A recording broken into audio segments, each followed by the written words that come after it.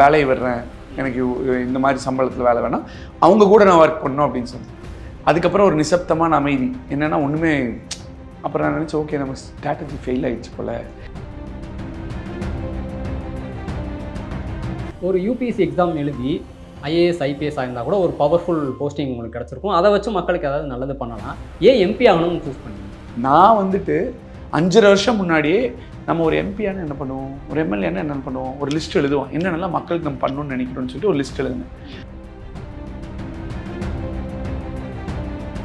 கோயம்புத்தூர் வளர்ச்சியை பற்றி விவாதிக்கிறதுக்கு நீங்கள் தயாராக இருக்கீங்க? கணபதி ராஜ்குமாராக இருந்தாலும் சரி, அண்ணாமலையாக இருந்தாலும் சரி, எல்லாத்தையும் நான் ஓப்பனாகவே வாங்க ஒரு மேடை போடுவோம், எல்லாரும் உட்காந்து ஆக்கப்பூர்வமாக ஒரு டிபேட் பண்ணுவோம். இப்போ நான் பாலிடிக்ஸை ஒரு கரியராக சூஸ் பண்ணலாமா? பாலிடிக்ஸை கெரியரை சூஸ் பண்ணலாம். அதுக்கு முன்னாடி உங்களுக்குன்னு ஒரு நிரந்தர வருமானத்தை நீங்கள் உருவாக்கணும். இல்லைன்னா நீங்கள் பாலிடிக்ஸில் வருமானம் பார்க்க ஆரம்பிச்சிருவீங்க.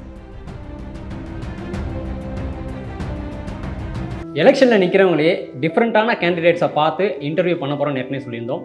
அந்த வகையில் ஐஏஎம் அகமதாபாத்தில் எம்பிஏ முடிச்சுட்டு லட்சக்கணக்கில் சம்பளம் வாங்குற வேலையை விட்டுட்டு எம்பி ஆகணும் அப்படின்னு சொல்லி இன்றைக்கி எலெக்ஷனில் நிற்கிற கோவை வேட்பாளர் திரு சிங்கேஜி ராமச்சந்திரன் சார்கிட்ட இன்ட்ரெஸ்டிங்கான நிறைய விஷயங்களை கேட்டு தெரிஞ்சுக்கலாம்.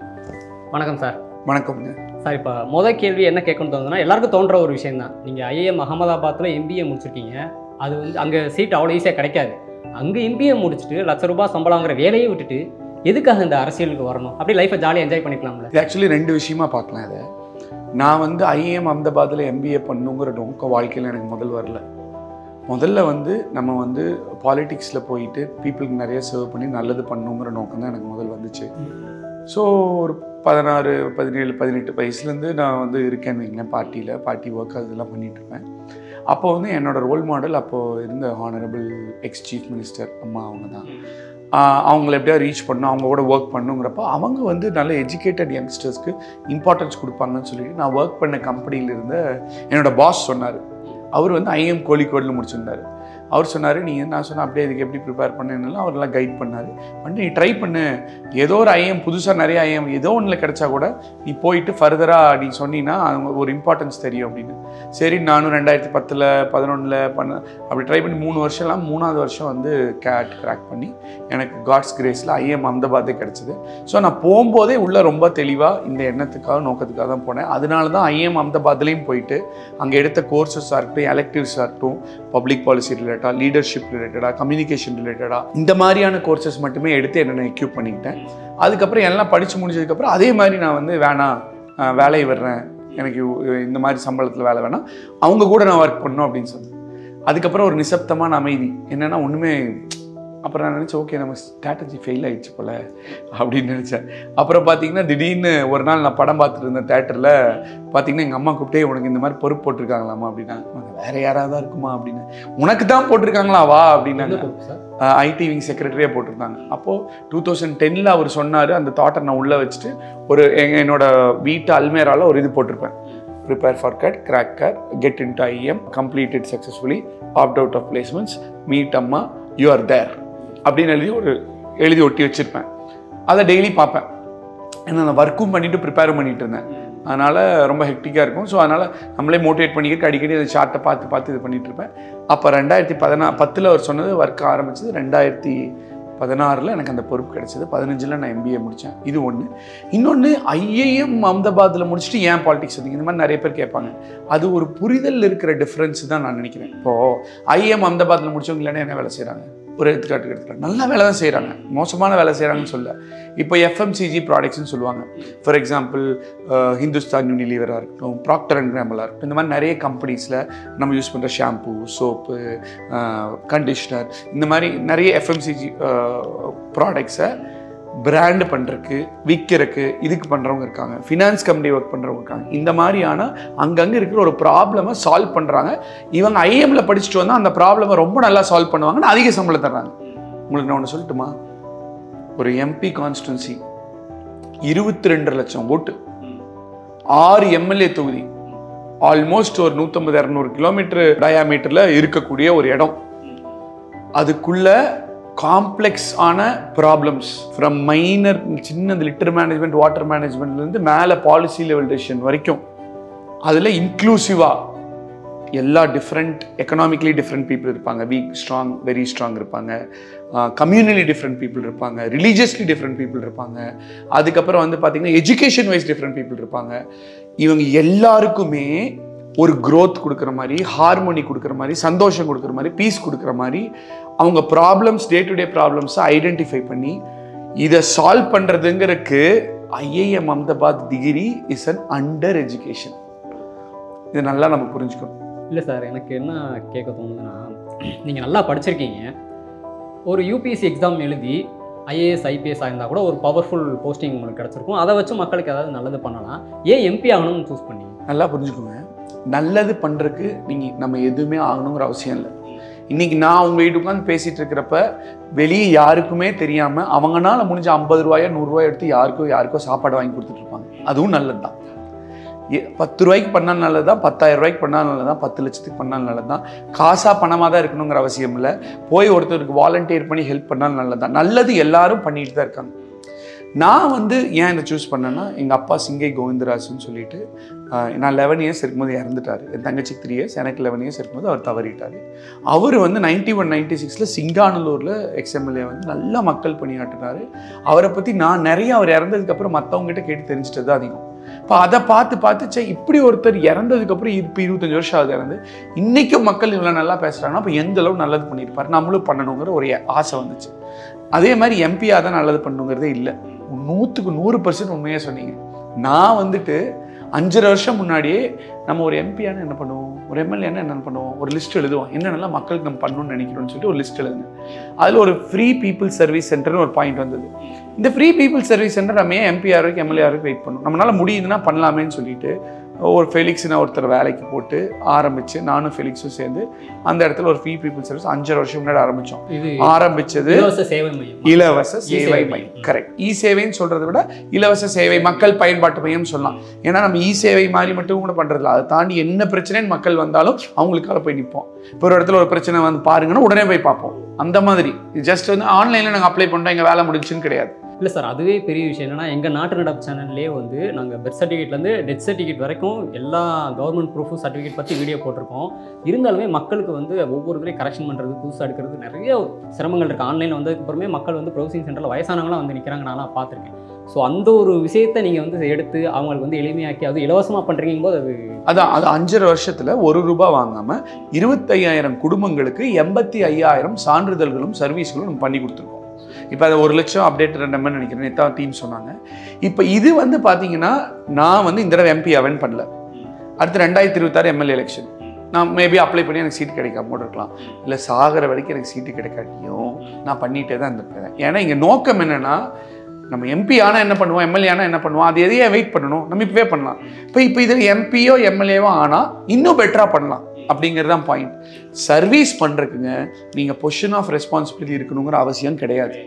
அதுக்கான எண்ணம் இருந்தால் போதும். அந்த எண்ணம் எனக்கு இருக்குது. ஏன் அந்த அப்போ நீங்கள் கேட்கலாம், ஏன் சார் நீங்கள் செலவு பண்ணி பண்ணுறாங்கிறீங்க, இதில் உங்களுக்கு என்ன லாபம், என்ன லாபம்? Very valid question.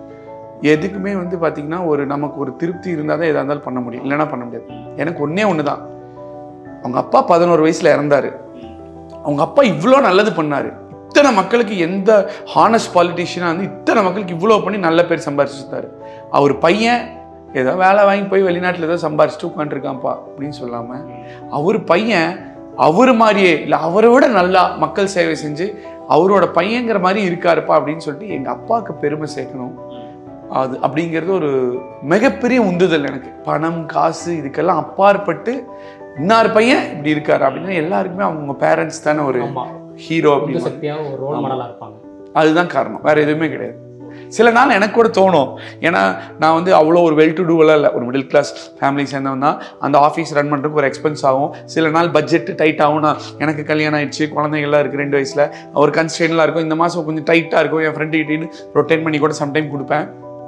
பேசாமல் இதை நம்ம நிறுத்திடணுமோ அப்படின்னு ரொம்ப ஒரு டைட் சுச்சுவேஷனில், ரொம்ப டிஃபிகல்ட் சுச்சுவேஷனில் நானும் மனுஷன் தானே எல்லாருக்கும் தோணும்ல அப்படின்னு தோன்ட்டு சரி அப்படிங்கும்போது எப்போ சாப்பிட பரோட்டா கடையில் ஒரு பரோட்டா சாப்பிட போனோமோ இல்லை ஏதோ ஒரு அந்த வாரத்தில் அது யூனிவர்ஸோட காலிங்கன்னு தெரில, அப்படியே ஏதோ ஒரு பொருள் வாங்க பூ கடைக்காரக்கே போனோம். திடீர்னு பார்த்தா அந்த பரோட்டா கடைக்காரர் வந்து எல்லாம் பண்ணிட்டு நல்லா ஒரு மாதிரி நல்லா சாப்பிட்றது எல்லாம் முடிஞ்சோன்னே வந்து நல்லா பேசிட்டு அப்புறம் சொன்னார், உங்கள் ஆஃபீஸ்னாலங்க நான் எங்கள் மருமக வீடு, இந்த வீடு, அந்த வீடு, இத்தனை பேர் ₹1 செலவான ரொம்ப நன்றிங்க பார். இந்த பூக்கடைக்காரக்கா 5 முழம் பூ கேட்டோம்னா 10 முழம் கொடுத்துட்டு பாதி விலைக்கு கொடுக்கும்.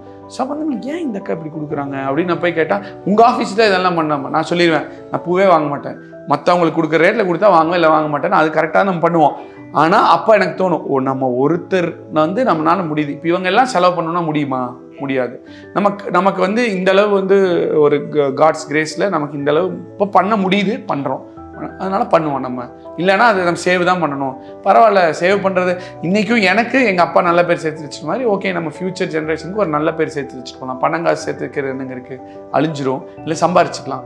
பட் நல்ல எண்ணம், பாசிட்டிவ் எனர்ஜி மக்கள் மத்தியில், அதுதான் பெரிய விஷயமா நான் நினைக்கிறேன். கண்டிப்பாக என்ன நடந்தாலும் இந்த இ-சேவை, கொஞ்சம் இலவச இ-சேவை இதை வந்து விட்டுறாதீங்க சார், நல்லா தொடர்ந்து பண்ணுங்க.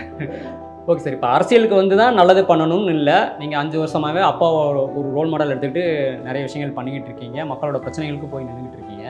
இப்போ நல்லது பண்ணணும் அப்படிங்கிற ஐடியா எனக்கு இருக்குது, அந்த ஐடியா மட்டும் இருந்தால் போதுமா? இப்போ மக்கள்கிட்ட பொதுவான ஒரு கருத்து இருக்குது, ஐஏஎஸ் ஐபிஎஸ்க்கு எக்ஸாம் இருக்கிற மாதிரி, நீட் ஜேடியூக்கு எக்ஸாம் என்ட்ரன்ஸ் எக்ஸாம் இருக்கிற மாதிரி இந்த அரசியல்வாதிகளுக்கு ஒரு என்ட்ரன்ஸ் எக்ஸாம் வச்சா நல்லாயிருக்கும் அப்படின்னு சொல்லி ஒரு பொதுவான கருத்து இருக்குது. என்கிட்ட இப்போ நல்லது பண்ணணுங்கிற ஐடியா மட்டும் இருக்குது. இப்போ இந்த எக்ஸாம் வந்து ஓகேவா? படிப்புக்கும் நல்ல எண்ணத்துக்கும் நோக்கத்துக்கும் சம்மந்தமே இல்லை. இப்போ நீங்கள் அப்படி வைக்கும்போது நீங்கள் வந்து ஒரு பரீட்சை எழுதினா தான் வரணும் அப்படின்னா அது ஜனநாயகமாக இருக்காது. காமராஜர் அப்படி வரலையே. காமராஜர் அப்படி வரல, எம்ஜிஆர் வரலாம், புரட்சித்தலைவர் அவர் வரல, நிறைய பேர் இருக்காங்க. இன்றைக்கும் நீங்கள் கிராமத்தில் போங்க, ஒன்றுமே படிக்காதவங்க எத்தனையோ பேருக்கு எத்தனையோ உதவி பண்ணுறாங்க, நகரத்துலையும் பண்ணுறவங்க இருக்காங்க. ஸோ அதனால் நம்ம இது எக்ஸாம் கிடையாது, மார்க் வச்சு எடுக்கிறதுங்கிறது. இங்கே நீங்கள் என்ன செக் பண்ணணும்னா, ஒருத்தர் அரசியல் இருந்தாலும் சரி, சமூக சேவை செய்தாலும் சரி, அவரோட நோக்கம் என்னன்னு பார்க்கணும். இப்போ என்னோட நோக்கத்தை நான் சொன்னேன், இவன் நோக்கம் என்ன? இல்லைன்னா இப்போ வந்து ஓட்டு கேட்குறாங்க, ஓட்டு கேட்டு தோத்துடுறாங்க, மறுபடியும் 5 வருஷம் கழிச்சு மறுபடியும் ஓட்டு கேட்குறாங்க. இன்னும் 5 வருஷம் வந்து எதுவுமே அந்த கேண்டிடேட் பண்ணல அந்த ஊருக்கு. அப்போ நோக்கம் என்னவாக இருக்கும்? எம்எல்ஏ ஆகிறது தான் நோக்கமாக இருக்கும், இல்லை எம்பி ஆகிறது தான் நோக்கமாக இருக்கும், சர்வீஸ் பண்ணுறது நோக்கமாக இருக்காது. நீங்கள் பாட்டுக்கு சர்வீஸ் பண்ணிகிட்டே இருங்க, எப்போ ரெகக்னிஷன் வருதோ வரட்டுங்கும் போது தான் சர்வீஸ் பண்ணுறது நோக்கமாக இருக்கும். அப்போ படிப்புக்கும் நல்லது பண்ணணும் அப்படிங்கிற ஒரு நோக்கத்துக்கும் எண்ணத்துக்கும் சம்மந்தம் இல்லை அப்படின்னு சொல்லிட்டீங்க. இப்போ அமெரிக்காலாம் பார்த்தீங்கன்னா எலெக்ஷன் நடக்கிறப்ப 2 கட்சி வேட்பாளர்களையும் கூப்பிட்டு மக்கள் முன்னாடி 3 முறை டிபேட் பண்ணுவாங்க, உங்கள் பாலிசி என்ன, உங்கள் திட்டம் என்ன அப்படின்னு சொல்லி டிபேட் பண்ணுவாங்க. இப்போ இந்த சிஸ்டம் அந்த சிஸ்டம் வந்து இங்கே வந்து கொண்டு வர இல்லை, அப்போ அந்த கொண்டு வந்தால் கரெக்டாக இருக்குமா? தாராளமாக கொண்டு வரலாம். அந்த மாதிரி டிபேட் பண்ணுறதுக்கு படிச்சிருக்கணுங்கிறது இல்லை. கோயம்புத்தூர் வளர்ச்சியை பற்றி விவாதிக்கிறதுக்கு நீங்கள் தயாராக இருக்கீங்க? கண்டிப்பாக, அதான் பதில் சொல்லி முடிச்சிடறேன். அந்த மாதிரி டிபேட் பண்ணுறதுக்கு தொலைநோக்கு பார்வையும் சிந்தனையும் இருக்கணும். நிறையா நமக்கு நார்மலாக படிக்கிறது, பேப்பர் படிக்கிறது, தெரிஞ்சுக்கிறது, எண்ணங்கள், இதெல்லாம் கேதர் பண்ணி ஒரு விஷன் இருந்தாலே போதும். நீங்கள் போய் ஒரு பெரிய ஐஏஎஸ் ஐபிஎஸோ இல்லை பெரிய எம்பிஏ அப்படி படிச்சிருக்கணுங்களோ அவசியமே கிடையாது. அதே மாதிரி இந்த முறை எனக்கு ஆப்போசிட்டாக கண்டக்ட் பண்ணுற கேண்டிடேட்ஸ் கணபதி ராஜ்குமாராக இருந்தாலும் சரி, அண்ணாமலையாக இருந்தாலும் சரி, எல்லாத்தையும் நான் ஓப்பனாகவே வாங்க, ஒரு மேடை போடுவோம், எல்லாரும் உட்காந்து ஆக்கப்பூர்வமாக ஒரு டிபேட் பண்ணுவோம். கோயம்புத்தூர் நீங்கள் என்ன பண்ணுறீங்கன்னு சொல்லுங்கள், நான் என்ன பண்ணுறேன்னு சொல்லிட்டோம், மக்கள் முடிவெடுக்கட்டும், மக்கள் வந்து முன்னாடி உட்காந்து கேள்வி கேட்கட்டும். அப்படிங்கிறத நான் மீட்டிங் என்னோட வேட்பாளர் இன்ட்ரோடக்ஷன் மீட்டிங்லேயே ப்ரப்போஸ் பண்ணிட்டேன். அந்த மாதிரி ஆக்கப்பூர்வமாக இருக்கணும்னு தான் நானும் நினைக்கிறேன். கண்டிப்பாக அப்படி மாறும்னு நாங்களும் நம்புகிறோம் சார். இப்போ என்னென்னா, நான் படித்து முடிச்சிட்டேன், எனக்கு நல்லது பண்ணணுங்கிற ஐடியா இருக்குது, அரசியலில் ஆர்வம் இருக்குது. இப்போ என்ன எடுத்துக்க, எனக்கும் அந்த ஆசை தான் இருக்குது. இப்போ நான் பாலிடிக்ஸை ஒரு கரியராக சூஸ் பண்ணலாமா? ஒரு டாக்டர் மாதிரி, ஒரு கவர்மெண்ட் எம்ப்ளாயி மாதிரி நான் பாலிடிக்ஸை ஒரு கரியராக சூஸ் பண்ணலாமா? அப்படி சூஸ் பண்ணணும்னு நினைக்கிற யங்ஸ்டர்ஸ்க்கு நீங்கள் என்ன சொல்ல விரும்புகிறீங்க? பாலிடிக்ஸை கரியராக சூஸ் பண்ணலாம். அதுக்கு முன்னாடி உங்களுக்குன்னு ஒரு நிரந்தர வருமானத்தை நீங்கள் உருவாக்கணும். இல்லைன்னா நீங்கள் பாலிடிக்ஸில் வருமானம் பார்க்க ஆரம்பிச்சிருவீங்க, அது மக்களுக்கு செய்கிற நீதி. நீங்கள் உங்களுக்குன்னு சொல்லிட்டு நிரந்தரமான ஒரு வருமானம், ஏன்னா பாலிடிக்ஸில் நீங்கள் நிறைய நேரத்தை போடணும், பணத்தை கூட செலவு பண்ணுற தேவையில்லை, நேரத்தை போடணும். மக்கள் ஒரு குறைன்னு கூப்பிட்றாங்க, நீங்கள் நேரில் போய் நிற்கணும். 12 மணிக்கு கூப்பிடுவாங்க, திடீர்னு காலையில் 5 மணிக்கு கூப்பிடுவாங்க, நீங்கள் அங்கே போய் நிற்கணும். இல்லை மத்தியான நேரம் கூப்பிடுவாங்க, எப்போ வேணால் கூப்பிடுவாங்க. அப்போ நீங்கள் அங்கே போய் நிற்கும் போது உங்களோட பணியை நீங்கள் செய்ய முடியாது. அப்படிங்கும்போது நீங்கள் ஒரு கம்பெனியில் வேலை செஞ்சுட்டு அரசியல் இருந்தால் கொஞ்சம் கஷ்டம். சொந்தமாக தொழில் இருந்தால், சுய தொழில் இருந்தால் பெட்டர். அப்போ அந்த சொந்தமாக தொழிலுமே நீங்கள் எப்போ போய் உங்கள் நேரத்தை அரசியலுக்கும் மக்கள் பணிக்கும் போட்டாலும் கூட இது பாதிக்காமல் உங்களுக்கு ஒரு வருமானமோ, நிரந்தர வருமானம் உங்கள் குடும்பத்துக்கோ, உங்கள் குடும்பத்துக்கும் குழந்தைகளுக்கும் வரும், பிரச்சனை இல்லை. உங்கள் குழந்தைகளோட எஜுகேஷன், உங்கள் ஃபேமிலியோட தேவைகள். ஏன்னா நீங்கள் இல்லை என் ஃபேமிலி எப்படி வேணால் போட்டும், நான் நாட்டை பார்த்துக்கிறேன்னு சொன்னால் அந்த மாதிரி ஆளுகள் எனக்கு பிடிக்காது. யார் ஒருத்தங்க அவங்கவுங்க ஃபேமிலி பார்த்துட்டாங்க, அவங்க நம்ம ஃபேமிலி ஒழுங்காக பார்த்துட்டா நாடு நல்லா இருக்க போகுதுங்க, கரெக்டா? ஸோ அதுக்காக பிஸ்னஸ் தான் பண்ணணும்னு சொல்ல. இப்போ நீங்கள் வேலை செய்கிற கம்பெனியில் உங்களுக்கு அந்த லிபர்ட்டி கொடுக்குறாங்க. இல்லைப்பா உனக்கு ஒரு விஷன் இருக்குது, நீ போய் பண்ணு, ஈவினிங் நேரத்தில் போய்க்கோ, மதியான நேரத்தில் பர்மிஷன் கொடுக்குறேன், அந்த மாதிரிலாம் எவ்வளோ பேர் கொடுப்பாங்கன்னு தெரியல. ஏன்னா எல்லா நாளும் அப்படி வராது. அப்படி வந்துச்சுன்னா அப்படி இருந்துட்டு கூட நீங்கள் பண்ணலாம். ஆனால் முதல்ல நீங்கள் நிரந்தரமாக உங்களுக்கு ஒரு வருமானம் இருக்கணும். அப்போ தான் நிம்மதியாக நீங்கள் மக்கள் படி தான் உங்கள் நோக்கம்னு பண்ண முடியும். இல்லைன்னா என்ன ஆகுனா ஒரு ப்ரெஷர் ஆயிடும். ஐயோ வீட்டில் மளிகை சாமான் வாங்கி கொடுக்கணும், ஸ்கூல் ஃபீஸ் கட்டணும், உடம்பு சரியில்லை பார்த்துக்க என்ன பண்ணணும், ஃப்யூச்சர் எப்படி இருக்குது, இந்த ஒரு மனக்குழப்பத்தில் நீங்களே இருந்தீங்கன்னா மக்கள் மனக்குழப்பத்தில் வர மக்களுக்கு நீங்கள் எப்படி தெளிவு பண்ணி சர்வீஸ் பண்ண முடியும்? இல்லை அரசியல் அப்படியே வருமானம் வந்தாலும் அரசியலில் வந்து நான் நேரத்தை மட்டும் செலவிடாமல் மக்களுக்கு என் காசை செலவழிச்சு ஏதாவது நல்லது பண்ணால் தானே மக்கள். இப்போ நான் வந்து இந்த சேவை சென்டர் நடத்துகிறேன்னு சொன்னேன். நான் MBA படித்து முடிச்சு ஆல்மோஸ்ட் 9 வருஷம் ஆச்சு. நான் 5 வருஷமாக தான் நடத்தினேன். ஃபஸ்ட்டு 3.5 வருஷம் நானே நடத்தலையே. ஏன்னா அப்போ என்னோட தேவைகளுக்கே எனக்கு கரெக்டாக இருந்தது. அதுக்கப்புறம் என் வருமானம் அதிகமானோன்னு அதில் வந்து நம்ம சேவ் பண்ணுறதுக்கு பதில் இந்த பங்கை எடுத்து நம்ம ஏன் வந்து மக்களுக்காக பண்ணக்கூடாது, அதில் எனக்கு ஒரு திருப்தி கிடைக்குது, நான் பண்ணுறேன். அந்த மாதிரி அந்த டெசிஷனை அப்பப்போ எடுத்துக்கலாம். இந்த பணங்கிறது வந்து பார்த்திங்கன்னா ஒரு சில பேருக்கு 1 லட்ச ரூபா ரொம்ப பெரிய அமௌண்ட்டாக இருக்கும், ஒரு சில பேருக்கு 1 லட்ச ரூபா ரொம்ப கம்மியாக இருக்கும், ஒரு சில பேருக்கு 20,000 ஒரு சில பேர் 20,000. ஸோ இதை நம்ம சொல்லவே முடியாது, அவங்கவுங்களுக்கானது. பட் நான் என்ன சொல்கிறேன்னா, நீங்கள் உங்கள் மனசில் யோசிச்சு பாருங்கள். உங்கள் அம்மா அப்பா மனைவி குழந்தை இவங்க எல்லாருமே நிம்மதியாக வந்து நிரந்தர வருமானத்தில் இருக்காங்கங்கிற ஒரு மன நிம்மதி கிடைக்கும் போதே உங்கள் சேவை மனப்பான்மை அதிகமாயிடும். பண்ணலாம். நீங்கள் இங்கே கடன் இருக்குது, இங்கே இவ்வளோ பிரச்சனை இருக்குது, அதெல்லாம் இருக்கும்போது நீங்கள் முழு நேரம் அரசியல்வாதியாக ஆகவே முடியாது. பார்ட் டைமாக பண்ணலாம், முடிகிறப்பெல்லாம் டைம் ஸ்பெண்ட் பண்ணலாம். இந்த மாதிரி எல்லாம் பிரச்சனைகள்லாம் சால்வ் பண்ணால் தான் பொது சேவைக்கு வரணுமா அப்படின்னு அப்படி கிடையாது. நீங்கள் அப்போ அதுக்கு தகுந்த மாதிரி பண்ணணும். முழுசாக வந்துட்டு குடும்பத்தை விட்டுறக்கூடாது, வேலையை விட்டுறக்கூடாது, தொழிலை விட்டுறக்கூடாது. அது எல்லாமே ரொம்ப முக்கியம் இல்லை. அதெல்லாம் இருந்தால் நம்ம ஃபேமிலி நல்லாயிருக்கும். Correct sir. நீங்கள் பார்ட் டைமாக கூட பண்ணலாம் அப்படின்னு சொன்னீங்க. இப்போ எனக்கு அரசியல் ஆர்வம் இருக்குது, ஒரு நிரந்தர வருமானத்தை ஏற்படுத்திக்கிட்டு நான் பண்ணலான்னு இருக்கேன். இப்போ நான் தனியாகவே அரசியலை நான் என்னை ஈடுபடுத்திக்கலாமா, இல்லை ஏதாவது ஒரு கட்சியில் சேர்ந்து தான் என்னால் பண்ண முடியுமா? இல்லை, அரசியல் 2 விதமாக இருக்குங்க. ஒன்று, நீங்கள் மக்கள் சேவை பண்ணிவிட்டு நீங்கள் தனியாக இண்டிபெண்டன்ட் கேண்டிடேட்டாக கண்டெஸ்ட் பண்ணணும்னா கண்டெஸ்ட் பண்ணலாம். இல்லை மக்கள் சேவை மட்டும் பண்ணிவிட்டு குரல் மட்டும் கொடுக்கலாம் கண்டெஸ்ட் பண்ணாமல். இல்லை இப்போ தமிழ்நாட்டில் எத்தனை பார்ட்டி இருக்குன்னு பார்த்து எந்த பார்ட்டியோட சித்தாந்தங்கள் உங்களுக்கு பிடிக்குதுன்னு பார்க்கலாம். எந்த பார்ட்டி என்ன போஸ்ட் கொடுக்குதுன்னு பார்க்காதீங்க. அது எப்படின்னா, ஒரு கம்பெனிக்கு வேலைக்கு போகும்போது எந்த கம்பெனி எவ்வளோ சம்பளம் கொடுக்குற, 20,000 கொடுக்குறான், 40,000 கொடுக்குறான், 40,000க்கு போகலான்னு போனீங்கன்னா ஃபெயிலியர் ஆயிடும். ஏன்னா நீங்கள் அங்கே என்ன பார்க்கணுன்னா, எந்த கம்பெனிக்கு போனால் எனக்கு பிடிச்ச வேலை கிடைக்கும், நான் சந்தோஷமாக வேலை செய்ய முடியும், எனக்கு டெய்லி கற்றுக்க முடியும், எனக்கு வளர்ச்சி கொடுக்க முடியும்னு பார்த்து போனீங்கன்னா 20,000 கம்பெனியில் நீங்கள் 6 மாதம் கழிச்சு 1 லட்ச ரூபாய், இல்லை சில வருஷங்கள் கழிச்சு 1 லட்ச ரூபாய்க்கு போயிடலாம். ஆனால் பிடிக்காத வேலைக்கு 40,000 கம்பெனிக்கு போனீங்கன்னா ஒன்று நீங்களே கொஞ்ச நாளில் வெளியே வந்துடுவீங்களா, அவங்களே வெளியே வந்துடுவாங்க. ஏன்னா உங்களுக்கு எந்திரிச்சு டெய்லி வேலைக்கு போய் வேலை செய்யவே பிடிக்காது. இதே மாதிரி தான் அரசியல் கட்சியிலையும் என்ன சித்தாந்தம், அவங்களோட கொள்கைகள் உங்களுக்கு பிடிச்சிருக்கா, சித்தாந்தங்கள் உங்களுக்கு பிடிச்சிருக்கா, அப்போ லாங் ரன்ல நீங்கள் போகலாம். இல்லை நீங்கள் இப்போ வந்து இந்த பொசிஷன் கொடுக்குறாங்கன்னு போயிட்டீங்கன்னு வைங்களேன், இதெல்லாம் பிடிக்காம நீங்கள் வெளியே வந்துடுவீங்க, இல்லை உங்களால் பர்ஃபார்ம் பண்ண முடியாது. அதே மாதிரி எல்லாமே டைம் எடுக்கும். எல்லாத்துலேயும் டவுன் டைம் இருக்கும், அப் டைம் இருக்கும். அரசியல்னா ஒன்று எல்லாமே ரோசியாக நல்லா இருக்கும்னு சொல்லுவேன். உங்கள் நார்மலான வேலைகளில் ஒரு IT கம்பெனியில் என்னென்ன கஷ்ட நஷ்டங்கள் இருக்கும், அதே மாதிரி இங்கே வேறு கஷ்ட நஷ்டங்கள் இருக்கும். அதனால் நான் வந்து 18 வயசில் அஃபிஷியலாக சேர்ந்து 18 வருஷம் நான் டெடிக்கேட்டடாக ஒர்க் பண்ணிட்டு இருந்தேன். எனக்கு இப்போ ஒரு வாய்ப்பு கிடச்சிருக்கு. ஸோ இப்போ கிடைக்காம கூட போயிருந்தாலும் இன்னும் 10 வருஷம் இருந்தாலும் நான் இதே மாதிரி தான் ஒர்க் பண்ணிட்டு இருந்திருப்பேன். ஏன்னா நம்ம ப்ராசஸில் தான் ஃபோக்கஸ் பண்ணணும். நம்ம என்ன பண்ணுறோங்கிறத பண்ணிகிட்டே இருக்கணும், அவுட்கம் வரும். அப்படி இருந்தால் தான் அரசியலில் நீங்கள் நிம்மதியாக இருக்க முடியும். நீங்கள் 10th ஒரு வருஷம் 10th ப்ரிப்பேர் பண்ண நான் பாஸ் ஆகிட்டேன், இந்த மாதிரிலாம் அரசியல் ஒர்க் அவுட் ஆகாது. கடைசி நேரத்தில் படிச்சுட்டு போய் பரிசு எழுதுற அந்த மாதிரிலாம் அதெல்லாம் முடியாது. அதே மாதிரி வாழ்க்கையில் எல்லா நல்ல விஷயங்களுக்கும் டைம் எடுக்கும், உடனே நடக்காது, ரொம்ப ரேர். Okay sir. இப்போ இவ்வளோ விஷயங்கள் அரசியலில் நிற்கணும் அப்படிங்கிற இளைஞர்களுக்கு இவ்வளோ விஷயம் சொன்னீங்க.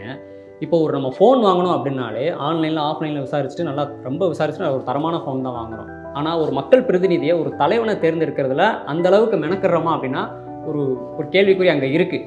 ஸோ ஒரு மக்கள் பிரதிநிதியை ஒரு தலைவனை மக்கள் எப்படி எதை பார்த்து செலக்ட் பண்ணலாம்? இல்லை, அவங்க என்ன சொல்கிறாங்கிறது பாருங்கள். முதல்ல அவங்க நிறைய பேச வைக்கணும். பேச வச்சு அவங்க என்ன சொல்ல வர்றாங்க, அவங்களுக்கு என்ன பண்ணணும்னு சொல்கிறாங்க, அவங்களோட நோக்கம் என்னங்கிறது பார்க்கும்போது ரொம்ப ரொம்ப முக்கியம். நோக்கம் வளர்ச்சிக்காக, மக்களுக்கு ஹெல்ப் பண்ணுறதுக்காக, அவங்க ப்ராப்ளம் சால்வ் பண்ணுறதுக்காக, அந்த மாதிரி ஒரு நோக்கம் இருக்கா? இதுக்கு முன்னாடி அவங்க என்ன பண்ணியிருக்காங்க, இதுக்கப்புறம் என்ன பண்ணுறேன்னு சொல்கிறாங்க, இது எல்லாத்தையும் நம்ம அட்ஜெக்ட் பண்ணணும். அதுக்கப்புறம் அவங்க பேக்ரவுண்ட் என்ன, அவங்க ஃபேமிலி பேக்ரவுண்ட் என்ன, அவங்க என்ன தொழில் பண்ணுறாங்க, எந்த ஊரில் இருக்காங்க, உள்ளூர்காரரா வெளியூர்காரரா, இந்த மாதிரி எல்லாத்தையுமே பண்ணி அப்புறம் பேசணும்னு நினச்சா அவங்க வீட்டுக்கு போய் பேசுங்க. இல்லை அவங்க பிரச்சாரங்களை கேளுங்க, என்ன சொல்ல வர்றாங்கன்னு, அவங்க சித்தாந்தங்கள்லாம் எப்படி இருக்குது, உங்களுக்கு பிடிச்சிருக்கா, அவங்க இது எல்லாமே ஓவராலாக எல்லோரும் வீட்டுக்கு போய் பழக முடியாது. பட் அவங்க பேசுகிறதெல்லாம் கேளுங்க. யாரோ சொல்கிறத வச்சு என்றைக்குமே முடிவு எடுக்காதீங்க. நீங்களாக அட்லீஸ்ட் அவங்களோட ப்ரெஸ் மீட்ஸு வீடியோஸ் இதெல்லாம் பார்த்து இவர் இப்படிப்பட்டால். ஏன்னா ஒருத்தர் பேசுகிறத ரொம்ப அதிகம் பேச பேச பேச அவரை பற்றி ஈஸியாக புரிஞ்சுக்க முடியும். ஓ இவர் இப்படிப்பட்ட ஆள் போல அப்படின்னு புரிஞ்சுக்க முடியும். ஒரு புரிதலோட போனோம்னா அப்புறம் இந்த ஏதோ ஒரு வெப்சைட் இருக்குது, mynetha.info இந்த மாதிரி, அதில் போனீங்கன்னா கண்டெஸ்ட்மெண்ட்டில் அஃபிடவிட், அவங்க ஃபைல் பண்ணுற அஃபிடவிட், அவங்களுக்கு சொத்து பற்றி எவ்வளோ இருக்குது, என்ன படிச்சிருக்காங்க, என்ன அவங்க பேக்ரவுண்ட் என்ன, கிரிமினல் பேக்ரவுண்ட் என்ன, எல்லாத்தையும் பார்த்துட்டு நீங்கள் எடுங்க. நான் ஒரு ஐஸ்கிரீம் கடைக்கு போகிறோம், 10 ஐஸ்கிரீம் இருக்குது, அதில் கூட 1-2 டேஸ்ட் பண்ணி பார்த்துட்டு நம்ம வாங்குறோம். கரெக்டாக? அந்த மாதிரி எல்லாத்தையும் பார்த்துட்டு மனநிறைவோட முடிவெடுங்க. சார் சொன்ன மாதிரி அவங்களோட பேக்ரவுண்டை செக் பண்ணலாம். எப்படின்னா affidavit.eci.gov.in அப்படிங்கிற எலெக்ஷன் கமிஷன் வெப்சைட்டில் போய் உங்கள் தொகுதியில் யார் யார் வேட்பாளர் நிற்கிறாங்களோ அவங்களோட அஃபிடவிட் எடுத்து பார்த்து அவங்களோட சொத்து எவ்வளவு, அவங்களுக்கு கிரிமினல் பேக்ரவுண்ட் எவ்வளவு, அவங்க ஃபேமிலி பேக்ரவுண்ட் எப்படி இருக்குது அப்படிங்கிறதெல்லாம் நீங்கள் தெரிஞ்சுக்கிட்டு ஓட்டு போடலாம் அப்படிங்கிறத சார் சொல்கிறாங்க. ஓகே சார், இப்போ என்ன கேள்வி வருதுன்னா, நீங்கள் வந்து கோயம்புத்தூரில் நிற்கிறீங்க. கோயம்புத்தூரில் இந்த மாதிரி பிரச்சனைகள்லாம் இருக்குது, இந்த பிரச்சனைகள் தான் நான் கவனம் செலுத்த போகிறேன் அப்படின்னு சொல்லி என்னென்ன பிரச்சனைகள் நீங்கள் எடுத்து வச்சுருக்கீங்க? நிறைய இருக்குது. பட் அதில் மெயினாக ஃபஸ்ட்டு பார்த்தீங்கன்னா 2 விதமாக அதை பிரிக்கலாம். பொதுவாக பிரச்சனைகள் நம்ம என்ன பார்ப்போம்னா, அர்ஜென்ட்டு ஆனால் முக்கியம் இல்லாத பிரச்சனைக்கு சம்டைம் ஃபோக்கஸ் கொடுத்துருவோம். சிலது ரொம்ப முக்கியம் ஆனால் அர்ஜென்ட்டே இல்லை அப்படிங்கிற பிரச்சனை. நான் 2 பேலன்ஸ் பண்ணணும்னு நினைக்கிறேன். ஃபார் எக்ஸாம்பிள் பார்த்தீங்கன்னா, இப்படியே போய் 10 வருஷம் கழிச்சு கோயம்புத்தூர் தண்ணி இல்லைன்னு வச்சுக்கோங்க, பெங்களூர் மாதிரி ஆகுதுன்னு வச்சுக்கோங்க. ஆயிரும்னு நான் சொல்ல வரல. ஆகாமல் இருக்கிறதுக்கு என்ன பண்ணுங்கிறது ரொம்ப முக்கியமான ப்ராப்ளம். ஆனால் இது அர்ஜென்ட்டான ப்ராப்ளம் இல்லை, நாளைக்கே பண்ணுங்கிறது இல்லை. ஆனால் அது நம்ம தள்ளி போட்டே போனோம்னா ஒரு நாள் பெங்களூர் மாதிரி ஆயிடும். அப்போ நீர் மேலாண்மை, எப்படி மழை நீரை சேகரிக்கிறது, ரீயூஸ் பண்ணுறது, அது மூலமாக நிலத்தடி நீரை அதிகரிக்கிறது. இப்போ பில்லூரில் தண்ணி ரொம்ப கம்மியாக இருக்குது, மழை வந்தால் தான் முடியும்னு சொல்கிறாங்க. எனக்கு கேள்விப்பட்ட வரைக்கும், நான் செக் பண்ண வரைக்கும் 20 நாளைக்கு அளவாக தான் தண்ணி இருக்குங்கிற மாதிரி சொல்கிறாங்க. அப்படின்னா இதுக்கப்புறம் 20 நாளுக்குள்ளே மழை வரலன்னா ஏன்னா 50 வருஷம் கழிச்சு நீங்கள் ரெக்கார்ட் பண்ணுற கேமராவோ இல்லை நம்ம யூஸ் பண்ணுற மொபைல் ஃபோனோ டெக்னாலஜி இல்லைனாலும் உயிர் வாழலாம். சாப்பாடு தண்ணி இல்லாமல் உயிர் வாழ முடியாது. காற்று, சாப்பாடு, தண்ணி, இது பேசிக். இது இல்லாமல் முடியாது. அப்போ அந்த மாதிரியான விஷயங்கள் நம்ம ஃபோக்கஸ் பண்ணணும்னு நினைக்கிறோம். மரம் நடுதலாக இருக்கட்டும், நீர் மேலாண்மையாக இருக்கட்டும், இந்த மாதிரி விஷயங்கள். ஏன்னா இதெல்லாம் லாங் ரன்னில் ரொம்ப முக்கியம். மரம் நடந்தால் என்விரான்மெண்ட் நல்லாயிருக்கும், க்ளீனாக இருக்கும், பொல்யூஷன் குறைக்கிறதுக்கு என்னென்ன ஒர்க் இருக்குது, நீர், இது ஒரு சைடு. பட் அதே சமயம் நான் தொலைநோக்கு பார்வையில் 25 வருஷம் கழிச்சுக்காக நான் இன்னைக்கு உட்காந்து ஒர்க் பண்ணிட்டு இருப்பேன்னா மக்களுக்கு அது இன்னைக்கு அன்றாட பிரச்சனைகள் நம்ம பார்க்கணும். இப்போ கோயம்புத்தூர் மில் தொழில் இருக்குது, ஃபவுண்ட்ரி இருக்குது, பம்ப் இருக்குது, கிரைண்டர் மேனுஃபேக்சரிங் இருக்குது, மோட்டர் மேனுஃபேக்சரிங் இருக்குது, விசைத்தறி இருக்குது, கைத்தறி இருக்குது. கோயம்புத்தூர் பாராளுமன்றத்தில் பல்லடம் இதெல்லாம் வரங்காட்டிக்கு டையிங் இருக்குது, பனியன் இருக்குது. இது எல்லாம் ரொம்ப அழிஞ்சிட்டு வருது. நேட்டிவ் பிஸ்னஸ், இந்த ஜாப் ஆர்டர் எடுத்து பண்ணுற இந்த 10க்கு 10 ஒர்க் ஷாப் வச்சுருக்கு, 30-35,000 ஒர்க் ஷாப்ஸ்க்கு மேலே இருக்குது. இவங்கெல்லாம் ஜிஎஸ்டினால பாதிக்கப்பட்டிருக்காங்க. இப்போ அதே மாதிரி கரண்ட் பில் இப்போ ரீசெண்டாக ரொம்ப அதிகம் பண்ணங்காட்டிக்கு அது மூலமாக பாதிக்கப்பட்டு நம்ம விசைத்தறியெல்லாம் பார்த்திங்கன்னா 50% ப்ரொடக்ஷனே கம்மியாயிடுச்சு. இப்போது இந்த மண்ணோட வாழ்வாதாரம் இந்த தொழில்கள் நம்பி இருக்கு. கரெக்டுங்களா? அப்போ இந்த தொழில்களை நம்ம விட்டுட்டோம்னு வச்சுக்கோங்களேன், புதுசாக இவங்க என்ன பண்ணுவாங்க? இப்போது நீங்கள் வந்து ஒரு ஆங்கராக இருக்கீங்க, நீங்கள் பேசுகிறீங்க, மேபி நீங்கள் நடிக்க உங்களுக்கு வரலாம், மேபி படத்தில் நடிக்கலாம், சம்மந்தமே இல்லாமல் உங்களை கூப்பிட்டு போயிட்டு நீங்கள் வந்து நாளையிலேருந்து நீங்கள் வந்து சாஃப்ட்வேர் பண்ணணும்னா நீங்கள் எப்படி பண்ணுவீங்க? பண்ண முடியாது. இதே மாதிரி தான் நீங்கள் ஒரு மில் தொழிலாளியோ ஒரு ஃபவுண்டரியில் இருக்கிறவங்களையோ இல்லை ஒரு விசைத்தறி, கைத்தறி இதில் இருக்கிறவங்க எல்லாரையும் திடீர்னு போய் நீ வேறு தொழில் பண்ண முடியுமா?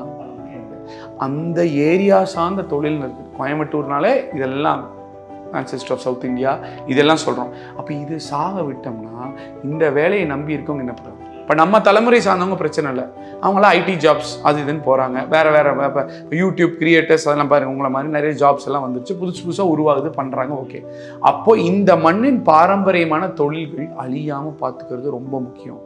ஏன்னா இந்த பீகார் சார்ஜஸ், இபி பில்னால ரொம்ப அடி வாங்குறாங்க, ஜிஎஸ்டிலாம் அடி வாங்குறாங்க. இப்போ இது ரெண்டையும் வந்து என்ன பண்ணுங்கிறது கண்டிப்பாக வேணும். நான் வந்து எங்கள் அப்பாவே ஒரு மில் தொழிலாளி. ஆமாம், எங்கள் அப்பா ஒரு மில் தொழிலாளியே இருந்து தான் அப்புறம் புரட்சி தலைவராக ஈர்க்கப்பட்டு உள்ளே வந்தாங்க. ஸோ அப்போ அவங்களுக்காக நிற்கணும். அந்த 10க்கு 10 ரூமில் இந்த லேத் ஒர்க் ஷாப்பெல்லாம் வச்சுட்டு அது 5 ரூபா ஒரு பீஸ் போட்டால் கிடைக்கும், அதுக்கு 12% ஜிஎஸ்டி கட்டி சிரமப்படுறாங்க, அவங்களுக்காகலாம் குரல் கொடுக்கணும். இந்த மாதிரி அடித்தட்டு மக்கள், லேபர்ஸ், அது இல்லாமல் இந்த கம்பெனி வச்சுருக்க ஓனர்ஸும் சரி, அவங்க மட்டும் என்ன நல்லா கம்பெனியில் வந்தால் தான் இவங்களாம் நல்லா இருக்க முடியும், வேலை செய்கிறவங்க. இதெல்லாம் வந்து ரொம்ப முக்கியமான பிரச்சனையாக நான் பார்க்குறேன். இதெல்லாம் பார்த்திங்கன்னா வெரி வெரி இம்பார்ட்டண்ட் பிரச்சனை, இமீடியட்டாகவும் நம்ம பார்க்கணும்.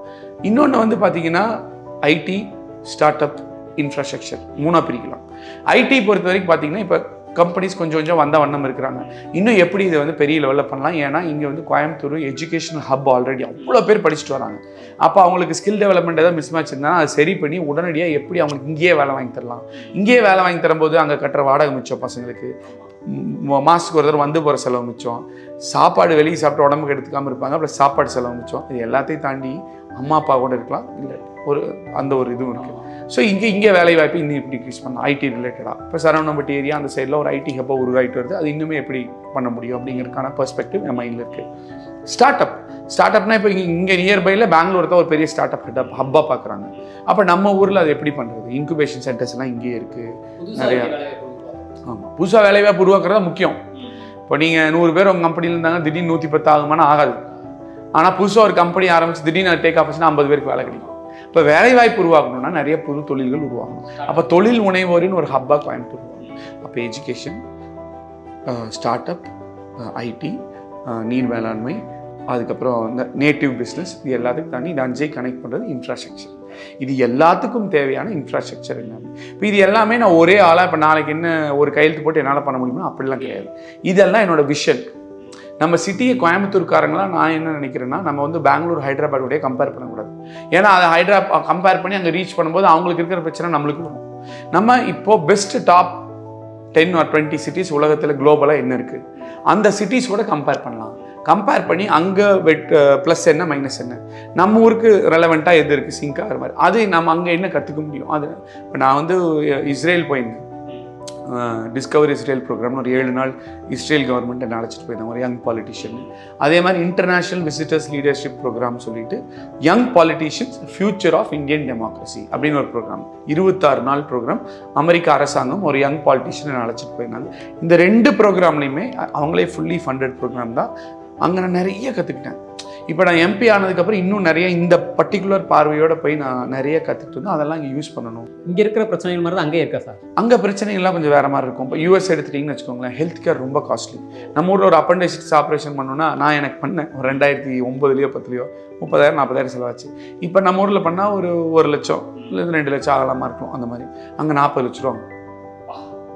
ஸோ அந்த மாதிரி அங்கே வந்து ஹெல்த் கேர் ரொம்ப காஸ்ட்லி. உடனே டாக்டர் அப்பாயின்மெண்ட் கிடைக்காது. அந்த மாதிரி அதுலலாம் நம்ம நல்லா தான் இருக்கோம். நம்ம நினச்சிக்கிறோம் எதாக இருந்தாலும் அமெரிக்கா தான் நல்லது டாப், அப்படி கிடையாது. நிறைய விஷயத்தில் இந்தியாவும் ரொம்ப நல்லா பண்ணுது. அப்போ அவங்ககிட்ட இருந்து நம்ம என்ன கற்றுக்க முடியும், அதை மட்டும் நம்ம கற்றுக்கணும். ஆனால் அமெரிக்கான்னு மட்டும் இல்லை, நிறைய சிங்கப்பூரில் ப்ளஸ் இருக்குது மைனஸ் இருக்குது. என்னென்ன ப்ளஸ் நம்ம எடுத்து இங்கே யூஸ் பண்ணலாம். இப்போ கோயம்புத்தூர் ஆஸ் எ சிட்டி எப்படி பண்ணலாம்? இங்கே நான் கிளைமேட் நல்லா இருக்குது, நல்ல மக்கள், தண்ணி சிறுவாணி குடிநீராக இருக்கட்டும், பக்கத்தில் ஊட்டி ஒரு இதாக இருக்கட்டும், நல்லா பறந்து விரிந்துருக்கு. அப்போ இதோட டெவலப்மெண்ட் வந்து அதாவது சொல்லுவாங்களே, ஓவராலாக நான் ஜிம்முக்கு போய் வளர்ந்தேன்னா ஒரு சும்மா ஹெல்த்தியாக இருக்கிறது ஒன்று, இது மட்டும் இப்படி வீங்கியிருந்தால் அது நான் எக்ஸசைஸ் பண்ணால் கூட டெவலப்மெண்ட்டில் வீக்கும்னு சொல்லிடுவாங்க. அப்போ அதுக்கு என்னென்ன பண்ணணும், இதெல்லாம் என் மைண்டில் இருக்க ஒரு விஷயம்.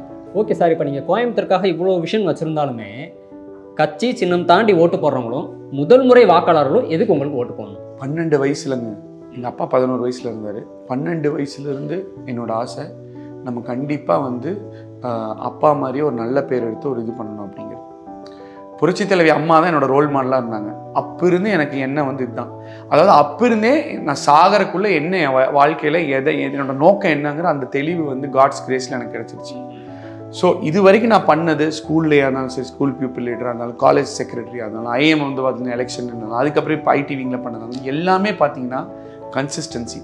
அதாவது நான் பொதுவாக சொல்லுவேன் எல்லார்கிட்டையும், ஒருத்தர் என்ன சொல்கிறாங்கிறத பார்க்காதீங்க, என்ன செய்கிறாங்கிறத பாருங்கள். சொல்கிறது பொய் சொல்லலாம், செயல் பொய்யாக முடியாது. அப்போது ஒரு 16 வயசுலேருந்து இப்போ வரைக்கும் கன்சிஸ்டண்ட்டாக நான் பொறுப்புகள் பலதை வகித்து அந்த ஒவ்வொரு பொறுப்புலையும் அந்த அசோசியேஷனாக இருக்கட்டும், இல்லை ஸ்டூடெண்ட்ஸ் யூனியனாக இருக்கட்டும், இல்லை இங்கே இருக்கிற எலெக்ஷன் அரசியலாக இருக்கட்டும், எல்லாத்துலேயுமே கன்சிஸ்டண்ட்டாக நான் பர்ஃபார்ம் பண்ணியிருக்கேன். அது ஏன் என்னால் பண்ண முடிஞ்சது? இளைஞர்களாகி உங்களையே கேட்குறேன், உங்களுக்கு ஒன்று பிடிச்சாதான் மனசார உளமாற உங்களால் செய்ய முடியும். இல்லைன்னா 18 வருஷம் 20 வருஷம் ஒரு விஷயத்த பண்ண முடியாது. இப்போ கூட நான் 3 மணி நேரம் தான் தூங்க முடியுது எலெக்ஷன் ஒர்க்னால. ஆனாலும் நான் என்ஜாய் தான் பண்ணுறேன், சந்தோஷமாக இருக்கேன். நம்ம ட்ரீமை நம்ம வந்து வாழ்கிறோம், இது இன்னும் அடுத்த கட்டத்துக்கு எடுத்துகிட்டு போகணும், நம்ம எம்பி ஆகணும், கோயம்புத்தூர் அடுத்த லெவல் எடுத்துகிட்டு போகணும், நம்ம இங்கே இருக்கிற யூத் எல்லாத்தையும் சேர்ந்து அவங்க எல்லாரையும் கூப்பிடணும், நிறைய ஐடியாஸ் கொண்டு வருவாங்க, அதை வச்சு நம்ம ஒரு கமிட்டி மாதிரி ஒரு கோர் டீம் மாதிரி வச்சுருக்கணும், அதை வச்சு டெவலப் பண்ணணும். இந்த மாதிரி உணர்வு பூர்வமாக நான் பண்ணியிருக்கேன். எங்கள் அப்பா 11 வயசில் இருந்ததுக்கப்புறம் எங்கள் அம்மா தங்கச்சிக்கு 3 வயசு, அம்மா வந்து ஒரு 33 வயசு தான், யங்காக தான் இருந்தாங்க. அந்த ஹோல் ஜேர்னியே வந்து பார்த்திங்கன்னா ரொம்ப டிஃபிகல்ட்டாக இருந்தது. அந்த ஜேர்னியும் வந்து எனக்கு ரொம்ப ஸ்ட்ராங் ஆக்குச்சு. அந்த ஜேர்னியில் நானே ரொம்ப பர்சனலாக economically in all possible ways கஷ்டப்பட்டேன். நிறைய மக்கள் கூட நான் பழகிற வாய்ப்பு கிடைச்சிது. நிறைய பேர்கிட்ட என்னை தட்டி கொடுத்து ஹெல்ப் பண்ணி அப்படி தான் இந்த அளவு நம்ம வந்திருக்கோம். அப்போ எல்லாரோட இதுவும் என்ன தேவை, எங்கே கஷ்டம், எங்கே அப்போ யாராவது ஒடுக்கப்பட்டாலோ யாராவது சப்ரஸ் பண்ணால் எனக்கு ஆட்டோமேட்டிக்காக கோவம் வரும். ஏன்னா நான் அந்த மாதிரிலாம் அனுபவிச்சிருக்கேன் பர்சனலாக. ஸோ நான் முடிச்சிடுறேன். ஏன்னா நான் அதெல்லாம் அனுபவிச்சிருக்கேன் பர்சனலாக. ஸோ அதனால் எனக்கு வந்து மனசார என் வாழ்க்கையில் இதை தான் பண்ணணும், அதை பண்ணுறக்கான ஒரு வாய்ப்பு. ப்ளஸ் நான் கோயம்புத்தூர்காரன், ஒரு யூத். நான் வந்து 18 வருஷம் கஷ்டப்பட்டு ஆல்ரெடி பீப்புள் சர்வீஸ் சென்டர்லாம் ரன் பண்ணி 1 லட்சம் பேருக்கு மேலே சர்வீஸ் பண்ணி ப்ரூஃப் பண்ணி இங்கே வந்திருக்கேன். கோயம்புத்தூர் யூத் எல்லாரும் எனக்கு ரொம்ப நம்பிக்கை இருக்குது, சப்போர்ட் பண்ணுவாங்க. நான் படித்த ஸ்கூலு காலேஜு அதுக்கு அப்பாற்பட்டு ஸ்கூல் காலேஜுன்னு பார்க்காம பரவாயில்ல, நம்ம ஊரில் இருந்த ஒருத்தர் ரொம்ப கஷ்டப்பட்டு அப்பா வளர்ந்து ஒரு சிங்கிள் விமனாக அம்மா வளர்த்து இந்த அளவு வந்து ஒரு எம்பி சீட் வாங்குற அளவு வந்திருக்காரு. அவருக்கு நம்ம சப்போர்ட் பண்ணுவோம். இது வரைக்கும் பாஸ்ட்டில் அவர் என் பீப்புள் சர்வீஸ் சென்டர் போய் கூகுளில் அடிச்சு பாருங்கள், ஆல்மோஸ்ட் 1800 1900 5 ஸ்டார் ரிவ்யூ இருக்குது. அவ்வளோ குவாலிட்டியாக நம்ம ஃப்ரீயாக தானே பண்ணுறோம், அப்படிலாம் பண்ண மாட்டோம். எது பண்ணாலும் பர்ஃபெக்டாக பண்ணணும், குவாலிட்டியாக பண்ணணும் அப்படின்னு நினைப்பேன். இதே பர்ஃபெக்ஷனை இதே குவாலிட்டியை எம்பி ஆனால் நீங்கள் கிட்ட எதிர்பார்க்கலாம். எப்போ வேணால் நீங்கள் அது அணுகலாம். நீங்கள் ஒரு யூத்தாக இருக்கீங்க அப்படின்னா நீங்கள் போய் திடீர்னு ஒரு எம்பி பார்க்குறீங்க, எம்பியா நம்ம அப்படின்னா என் நம்பர் அவைலபிளாக இருக்கும் என் வெப்சைட்டில், கூப்பிட்டு பேசலாம், என்னை வீட்டுக்கு வந்து மீட்லாம். இல்லை நீங்களாம் ஒரு யூத் மீட் மாதிரி போட்டு வாங்க நம்ம டிஸ்கஸ் பண்ணணுன்னா நான் வருவேன். அந்த மாதிரி உங்களில் ஒருத்தனா நான் மற்றவங்க மாதிரி நான் பெரிய தலைவர், நான் ஃபேமஸ்ஸு, அது இது அந்த மாதிரி நான் முன்னாள் மேயர் அப்படிலாம் சொல்ல வரல. நான் ஒரு சாதாரண ஒரு கோயம்புத்தூரை சேர்ந்த ஒரு யூத், உங்களை மாதிரி தான் நானும். எனக்கு ஒரு வாய்ப்பு கிடச்சிருக்கு, அவ்வளோதான். உங்கள் கூட சைடில் நிற்பேன், உங்கள் கூட சேர்ந்து பணியாற்றுவேன், உங்கள் இன்புட்ஸை வாங்கிப்பேன், என்னோட இன்புட்ஸை கொடுப்பேன். வாங்க, வாய்ப்பு கொடுங்க, ஒன்றா சேர்ந்து கோயம்புத்தூரை டெவலப் பண்ணுவோம். அப்போ எப்போவுமே பாதிக்கப்பட்ட மக்கள், ஒடுக்கப்பட்ட மக்கள் பக்கம் நிற்பீங்க. அதே மாதிரி சாதாரண மக்கள் கூட எளிதில் அணுகக்கூடிய ஒரு மக்கள் பிரதிநிதியாக இருப்பீங்க அப்படின்னு சொல்லுங்கள். ஆமாங்க. இப்போது எனக்கு எம்பி சீட் கொடுத்துட்டாங்க அப்படின்னு எனக்கு என்ன கும்பா முளைச்சிருக்கு. மக்கள் ஓட்டு போடுறங்காட்டி தான் நம்ம எம்பி ஆகணும், கரெக்டுங்களா? எப்பயுமே இருப்பேன். இன்ஃபேக்ட் வந்து பார்த்திங்கன்னா எங்கள் ஆஃபீஸ்க்கு வரவங்க எல்லாருக்கும் ஒரு நம்பர் கொடுத்து அந்த ஆஃபீஸில் கால் பண்ணாலும் ப்ராப்பராக ரெஸ்பாண்ட் பண்ணணும் கம்ப்ளீட்டாக. என்ன குறைகள், சப்போஸ் வந்து நீங்கள் வந்து 25,000 பேருன்னு சொல்கிறோம், அதில் வந்து நம்ம சிங்கானூரில் வச்சுருந்தோம். நிறைய பேர் விருதுநகர்லேருந்து இங்கே வந்தவங்க, பஸ்ஸுக்கு வந்தவங்கலாம் உனக்கு நம்ம ஒன்றும் இப்போ நோக்கம் வந்து எலெக்ஷனாக தான் விருதுநகர்லேருந்து வந்திருக்காங்க, இவங்களுக்கு இங்கே ஓட்டே இல்லை, எதுக்கு இவங்களுக்கு பண்ணணும் அப்படிலாம் நம்ம நினைக்கல. அவங்களுக்கு கூட ஏதோ ஒரு ஆஃபீஸ் கூட 2 வீலர் வச்சு கூப்பிட்டு போய் அங்கே இறக்கி விட்டு இங்கே பார்த்து இப்படி பண்ணுங்கன்னு அந்தளவு பண்ணுறோம். அதனால தான் அந்த ஆஃபீஸ்க்கும் நல்ல பேர் இருக்குது. எனக்கும் வந்து அந்த மக்கள் வந்து ரொம்ப என்ன இன்றைக்கும் சப்போர்ட் பண்ணுறாங்க. கண்டிப்பாக கண்டிப்பாக உங்களோட எண்ணம் லட்சியம் நிறைவேற எங்கள் நாட்டு நடப்பு சேனல் சார்பாக வாழ்த்துக்கள் சார். உங்கள் பிஸி ஷெடியூலில் எங்களுக்காக நேரம் ஒதுக்கி ஒரு வித்தியாசமான அனுபவம், புதுமையான தகவல்கள் பகிர்ந்தமைக்கு ரொம்ப ரொம்ப நன்றி சார். ரொம்ப நன்றி. நானும் இந்த கான்வர்சேஷன் என்ஜாய் பண்ணேன். வாழ்த்துக்கள். நன்றி நன்றி. இதே மாதிரி உங்கள் தொகுதியிலையும் டிஃப்ரெண்ட்டாக ஒரு யங்ஸ்டர்ஸ் யாராவது தொகுதியில் நிற்கிறாங்க அப்படின்னா அந்த வேட்பாளர் பேரை மறக்காமல் கமெண்ட்டில் சொல்லுங்கள். நம்ம ஏற்கனவே சொன்ன மாதிரி அவங்கள்ட்ட இன்டர்வியூ எடுக்க முயற்சி பண்ணுறோம். நன்றி. நம்மளை ஆள போகிறது யார், நம்ம யார்கிட்ட ஆட்சியை கொடுக்க போகிறோம், அவங்களுக்கு என்ன தகுதி இருக்குது, அவங்களுக்கு முன்னாடி என்ன செஞ்சுருக்காங்க, அவங்க எல்லாம் சொல்கிறாங்க அப்படிங்கிறத அலசி ஆராய்ஞ்சு ஓட்டு போடுங்க.